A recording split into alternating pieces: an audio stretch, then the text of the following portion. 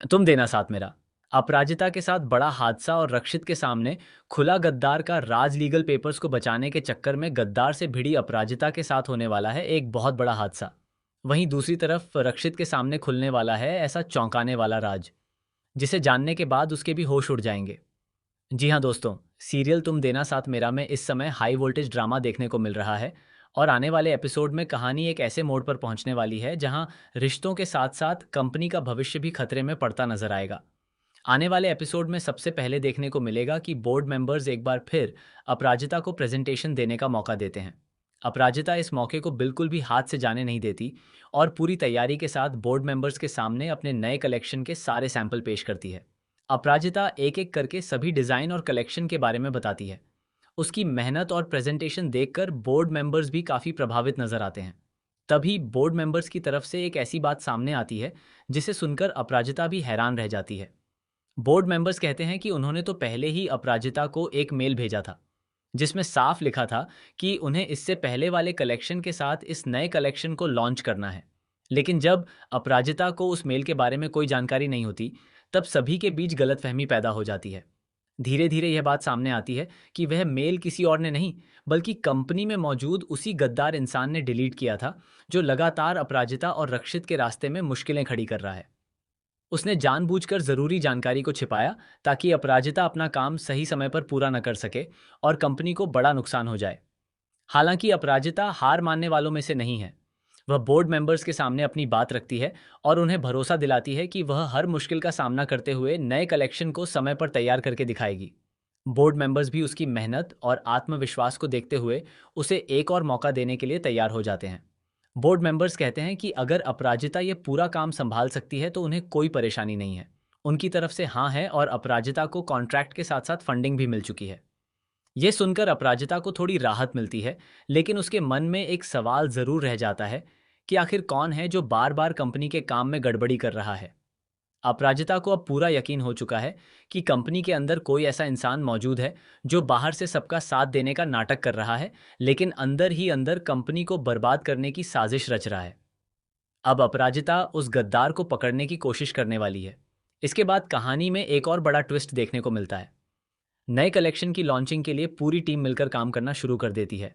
Store room से सारा सामान बाहर लाया जाता है, मशीनों को सेट किया जाता है और टेलरिंग के लिए बाहर से भी लोगों को बुलाया जाता है। हर कोई अपने अपने काम में लग जाता है। अपराजिता सभी के सामने साफ कहती है कि आज हम सब मिलकर काम करेंगे। यहाँ कोई छोटा या बड़ा नहीं है, हर इंसान इस टीम का अहम हिस्सा है।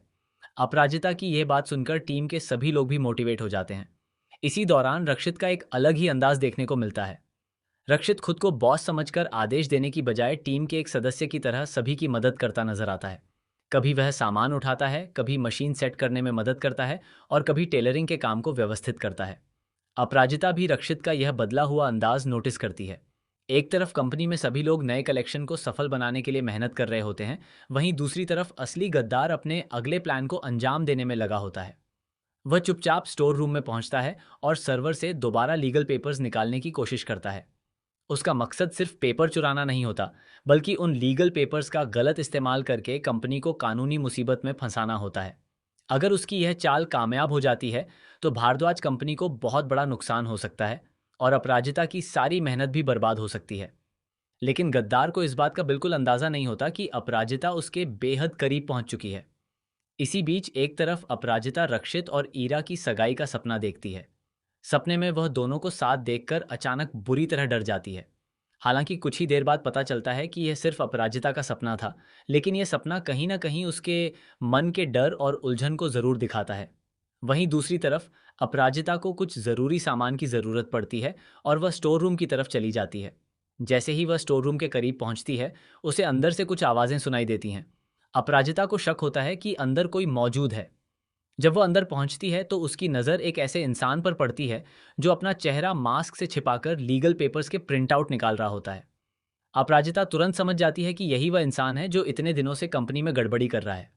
अपराजिता बिना देर किए पेपर्स को बचाने की कोशिश करती है। वह आखिरी वक्त पर पहुंच जाती है और प्रिंट होते हुए पेपर्स को मशीन से निकाल लेती है। गद्दार उसे रोकने की कोशिश करता है और उसके हाथ से पेपर्स छीनकर भागने लगता है। लेकिन इस बार अपराजिता पीछे हटने वाली नहीं होती। वह पूरी बहादुरी के साथ उस इंसान का सामना करती है। दोनों के बीच जमकर झड़प होती है। अपराजिता उसका मास्क हटाने की कोशिश करती है ताकि सबके सामने उसकी असली पहचान आ सके। गद्दार किसी भी हालत में अपना चेहरा सामने नहीं आने देना चाहता।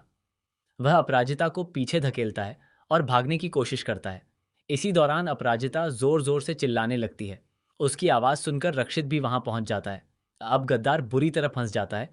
एक तरफ अपराजिता उसे पकड़ने की कोशिश करती है और दूसरी तरफ रक्षित वहां पहुंच चुका होता है। रक्षित उस इंसान को पकड़ने के लिए आगे बढ़ता है, लेकिन वह इंसान लीगल पेपर्स लेकर भागने की कोशिश करता है। भागते समय वह अपराजिता को जोर से धक्का दे देता है। अपराजिता जमीन पर गिर जाती है और उसके हाथ में बुरी तरह चोट लग जाती है। दर्द के कारण वह अपना हाथ पकड़कर बैठ जाती है। रक्षित पहले अपराजिता को संभालने की कोशिश करता है, लेकिन जैसे ही उसकी नज़र उस भागते हुए इंसान पर पड़ती है, वह उसका पीछा करने लगता है। रक्षित उस गद्दार को पकड़ लेता है और दोनों के बीच जमकर हाथापाई होती है। इसी झड़प के दौरान गद्दार का मास्क उतर जाता है और उसका चेहरा सबके सामने आने ही वाला होता है। तभी कहानी में एक और बड़ा ट्विस्ट आता है। दूसरी तरफ रवीना को भी मोहित से पता चल जाता है कि कंपनी में बहुत बड़ी गड़बड़ी चल रही है। मोहित उसे सारी बात बताता है। रवीना को जैसे ही शक होता है कि इस पूरी साजिश में उसके भाई का हाथ हो सकता है, वह तुरंत वहां पहुंचती है। और फिर रवीना के सामने जो सच आता है, उसे देखकर उसके पैरों तले जमीन खिसक जाती है। उसे पता चलता है कि कंपनी को नुकसान पहुंचाने वाला और लीगल पेपर्स के साथ छेड़छाड़ करने वाला इंसान कोई और नहीं, बल्कि उसका अपना भाई है। रक्षित भी आखिरकार उसका मास्क पूरी तरह हटा देता है और सबके सामने उसका असली चेहरा आ जाता है। सभी के होश उड़ जाते हैं। सबसे बड़ा झटका रवीना को लगता है, क्योंकि जिस इंसान पर वह भरोसा करती थी, वही कंपनी के खिलाफ इतनी बड़ी साजिश कर रहा होता है। अब खुलासा होता है कि रवीना का भाई भारद्वाज कंपनी को बर्बाद करके अपनी कंपनी को सफल बनाना चाहता था। इतना ही नहीं, वह रक्षित से पुरानी दुश्मनी का बदला लेने के लिए भी यह सब कुछ कर रहा था। उसने जानबूझकर मेल डिलीट करवाया, लीगल पेपर्स के साथ छेड़छाड़ की और कंपनी के काम को नुकसान पहुंचाने की कोशिश की। सच सामने आते ही रक्षित का गुस्सा सातवें आसमान पर पहुंच जाता है। वह रवीना के भाई को बुरी तरह मारने लगता है। रक्षित के अंदर अपराजिता को चोट लगने का गुस्सा भी होता है। वह किसी भी कीमत पर उसे छोड़ने के लिए तैयार नहीं होता। लेकिन तभी रवीना वहां पहुंचती है और रक्षित को रोक लेती है। वह हाथ जोड़कर कहती है कि मैं इसकी तरफ से माफी मांगती हूँ। रवीना अपने भाई की हरकत से खुद भी शर्मिंदा नजर आती है। रक्षित गुस्से में साफ कहता है कि आज यह पुलिस के हवाले होकर ही रहेगा। उसने जो किया है उसकी सजा उसे मिलनी चाहिए। रवीना रक्षित से बार बार रिक्वेस्ट करती है कि अगर उसका भाई पुलिस के पास चला गया तो उनकी कंपनी पूरी तरह बर्बाद हो जाएगी और उन्हें मिलने वाला कॉन्ट्रैक्ट भी हाथ से निकल जाएगा। रवीना कहती है कि अपराजिता ही रक्षित को समझा सकती है। इसके बाद सभी की नजरें अपराजिता पर टिक जाती हैं। अपराजिता खुद दर्द में होती है, उसके हाथ में चोट लगी होती है, लेकिन फिर भी वह रक्षित को समझाती है। वह कहती है, सर जाने दीजिए, वैसे भी वह हमारा नुकसान नहीं कर पाएगा। हमें अभी अपने काम पर फोकस करना चाहिए। हमारा मकसद कंपनी को बचाना और नए कलेक्शन को सफल बनाना है। अपराजिता की बात सुनकर रक्षित का गुस्सा थोड़ा शांत होता है। आखिरकार रवीना की वजह से रक्षित उसके भाई को जाने देता है। लेकिन उसके मन में यह बात जरूर बैठ जाती है कि अपराजिता ने खुद चोट लगने के बावजूद कंपनी और बाकी लोगों के बारे में सोचा। यहीं से रक्षित और अपराजिता के रिश्ते में एक नया मोड़ आने वाला है। ये अपराजिता के हाथ में चोट लगने के बाद वह ठीक से काम नहीं कर पाती। ऐसे में रक्षित उसकी हर छोटी बड़ी ज़रूरत का ध्यान रखने लगता है। कभी वह उसके लिए सामान लेकर आता है, कभी उसके काम में मदद करता है और कभी उसे आराम करने के लिए कहता है।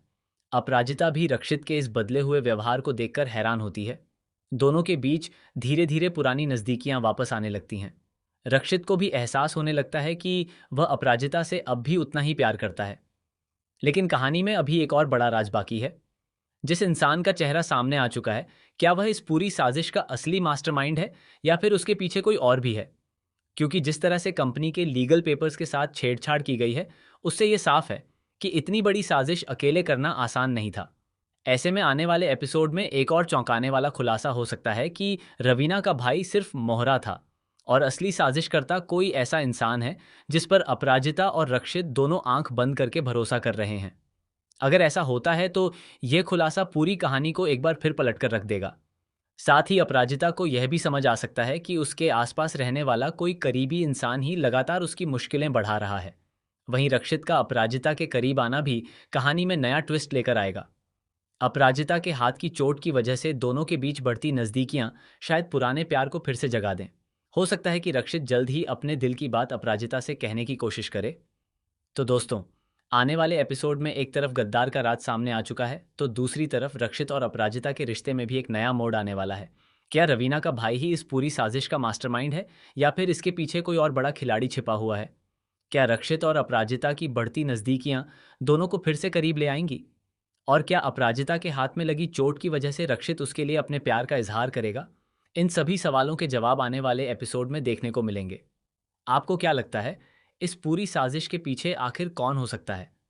क्या रक्षित और अपराजिता फिर से एक दूसरे के करीब आएंगे?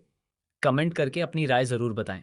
सीरियल तुम देना साथ मेरा से जुड़े ऐसे ही नए और धमाकेदार अपडेट्स के लिए हमारे साथ बने रहें।